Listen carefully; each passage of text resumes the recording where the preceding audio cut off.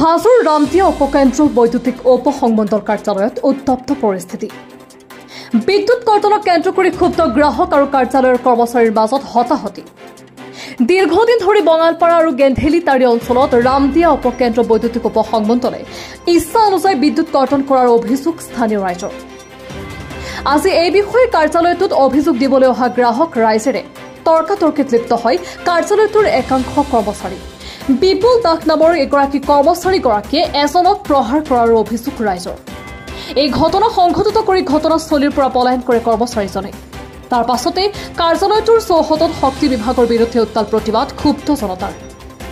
শক্তি বিভাগ হাই হাই, শক্তি বিভাগৰ গুণ্ডাগিৰি নচলিব আদি শ্লোগানেৰে প্ৰতিবাদ সাব্যস্ত কৰিলে ভুক্তভোগী ৰাইজে।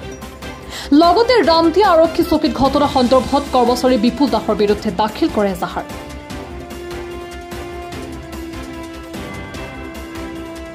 তাৰমানে পাহাৰত আহিছিলোঁ, তাক ৰাস্তাত লগ পালোঁ, লাইনটো না মাৰি পেলাই তাক সেই ৰাস্তাত ছিংগল দিলোঁ। তাক সি আমাক মাতি লৈ গ'ল পাহাৰৰ ভিতৰত, লৈ গ'লে কয় তহঁতে চা চিনি চলি আছে। যাই কাৰণে আমাৰ আগত গ'লে, যাই কাৰণে সি ফিজটো তুলি দিলে এইখিনি কয় লাইনটো আছে দেখোন।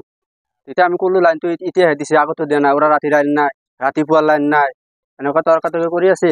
এই আমাক গালি পাৰি আছে, কাকো কোৱা নাই আমি।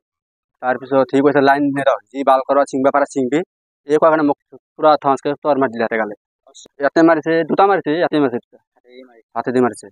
ডেইলি মানে লাইনটো কাটি থাকে, মানে যদিও ৰাতি হয়তো 1 ঘণ্টা 2 ঘণ্টা দেয়, মানে তাৰপিছত আৰু নেদে। এনে আমি ফোন কৰি থাকোঁতে কেতিয়াবা মানে 2 ঘণ্টামান দেয় ৰাতি। তাৰপিছত এনেকুৱাকৈ কাটে ৰাতি। আজি যোৱাৰ পৰা 3 দিনৰ ৰাতি এনেকৈ কাটি আছে।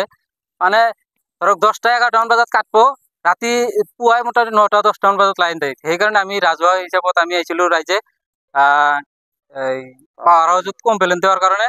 তেতিয়া কমপ্লেইন দেওয়াতে সিহঁতে কৈছে যে আমি লাইনটো ৰাখবা নোৱাৰোঁ, এনে অসুবিধা হয়। দীপুলক যেতিয়া লগ ধৰিলোঁ, তেওঁ কৈছে যে মই ডিউটিত নাই, অমুক নাই, এনেকৈ কৈ যাই আছিল। সি আৰু পিছত কৈছে জচোন কি ঘটনা হৈছে। ঘটনাটো সি কৈ পেলাই ভিতৰত মাতি লৈ গৈছে। মাতি লওঁতে সি কৈছে যে তহঁতৰ লাইন বিল বাকী থাকে, সেইকাৰণে লাইনটো কাটে। তেতিয়া আমাৰ ইয়াৰে পৰা এটাই মানে কৈছে যে আমাৰ দেখোন লাইন বিল নাই। একচুৱেলি লাইন বিল 1000ৰ ওপৰত হ'লে কাটি দিয়ে, ক'ত লাইন বিল বাকী থাকিব।